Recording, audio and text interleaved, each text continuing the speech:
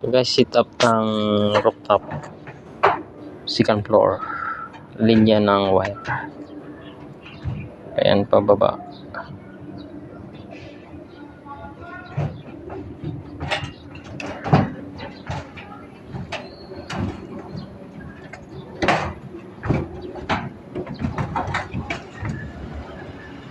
Ayan guys, papunta ano namin yung contractor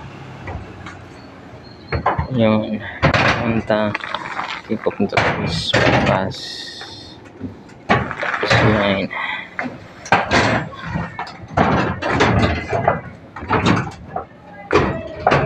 Exit yan, conductor yan papunta dito, tapos yung light yan.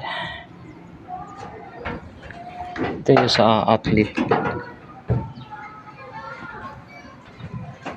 connection yan, papunta pa outlet baba. Di pa tapos guys, bukas pa ha yung tapusin namin doon. Ito guys.